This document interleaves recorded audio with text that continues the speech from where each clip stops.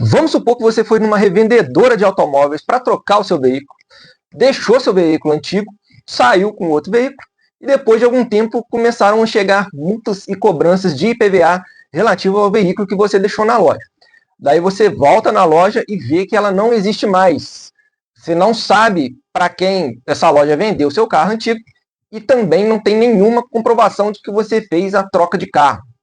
Já no outro exemplo, você vende seu carro para um amigo, não faz nenhum contrato, recebe em dinheiro, entrega o recibo assinado para ele transferir para o nome dele e depois começam a chegar algumas multas, cobrança de IPVA, e daí você vai atrás do seu amigo e ele fala que já vendeu para outra pessoa, que vendeu para outro, e daí ele já não tem como mais saber o paradeiro desse veículo.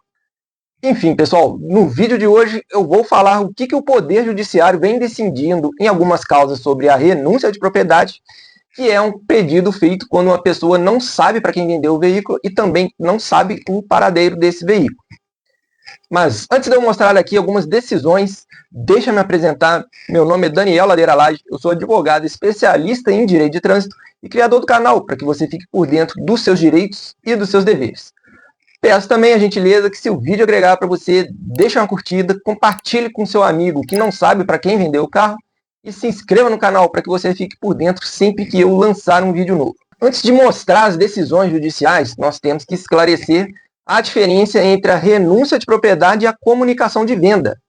A comunicação de venda está prevista lá no artigo 134 do Código de Trânsito. Ela pode ser feita administrativa, bastando que você tenha o documento assinado pelo vendedor e comprador do veículo, e essas assinaturas elas devem estar reconhecidas no cartório. Se você não tem esse documento, você também pode entrar com uma ação judicial, contanto que você tenha provas de que você vendeu o veículo. A comunicação de venda, ela te isenta das multas e dos impostos desde quando você entregou o veículo. Já na renúncia de propriedade tem uma diferença. Ela está prevista lá no Código Civil, não é no Código de Trânsito. Ela só é feita judicialmente e você vai precisar de uma certidão do Detran, que é para demonstrar que o veículo consta como sendo da sua propriedade, e também vai precisar de uma declaração feita em cartório de que você está renunciando à propriedade do veículo. Daí, com o advogado, você apresenta isso ao juiz e pede para que ele reconheça essa declaração e determine que o Detran tire o veículo do seu nome. Também é importante esclarecer que na renúncia de propriedade você continua responsável pelas multas e pelos impostos até o momento em que o Detran foi citado do processo judicial. Ou seja, se você já está sofrendo um processo de suspensão da sua CNH, por exemplo, você não vai conseguir se livrar desse processo pela renúncia de propriedade. Você só vai evitar que futuras multas sejam lançadas no seu prontuário.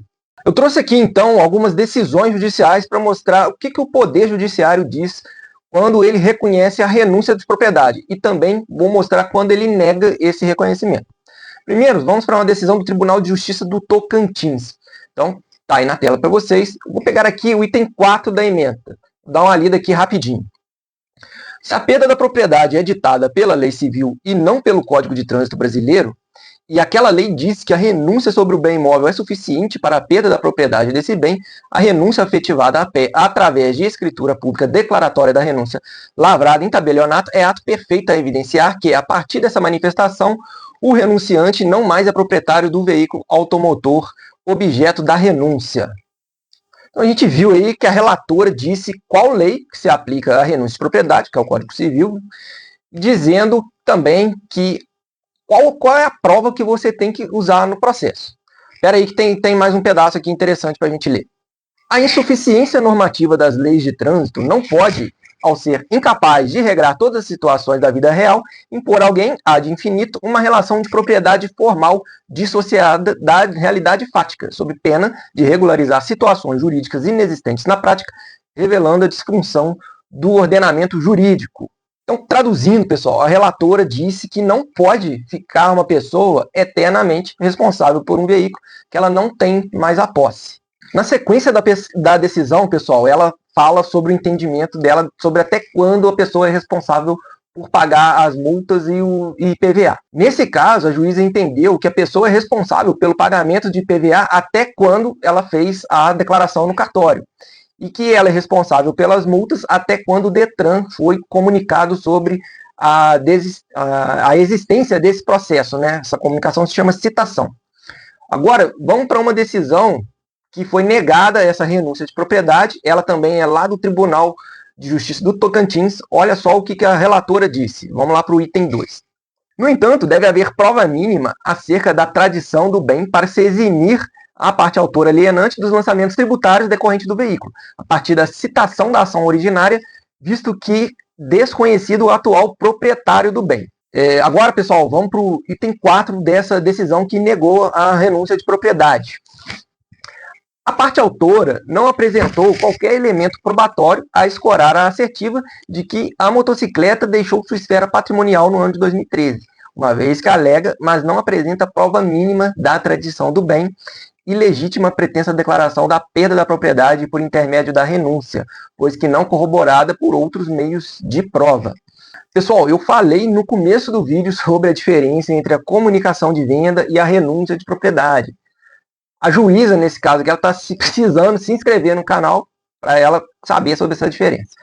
Brincadeiras à parte, pessoal, nessa decisão houve uma confusão, a gente pode ver claramente que houve uma confusão entre a comunicação de venda e a renúncia de propriedade, pois a gente observa que a juíza, aí, nesse caso, ela está exigindo provas dessa venda, né? Então, isso aí a gente faria na comunicação de venda e não na renúncia de propriedade. Pessoal, muito importante no processo explicar para o juiz a diferença entre comunicação de venda e renúncia de propriedade, viu? Tem que ficar atento a isso aí. Agora, vamos para uma decisão do Tribunal de Justiça do Paraná. Tem uma parte em que o relator narra o que o Detran disse. Então, vamos dar uma olhadinha, então, no que o Detran costuma relatar sobre a renúncia de propriedade para se defender dos processos. Vamos lá.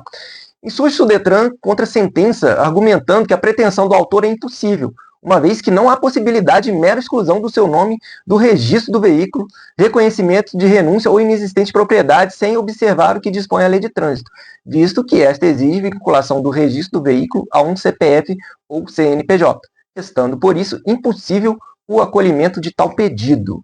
Isso aí que o Detran fala, né, costuma dizer que não é possível. Então, mas a gente vê que o problema do Detran é que ele quer cobrar um tributo e ele quer um CPF para ele punir, para ele cobrar um tributo. Mas o que o Detran ele vai fazer com um veículo que não tem propriedade, né? Isso aí é problema do Detran e ele tem condição de resolver isso. Aproveitando, pessoal, que a gente está falando de Detran, algumas pessoas me perguntam sobre fazer uma restrição de circulação do veículo, né? Uma restrição administrativa.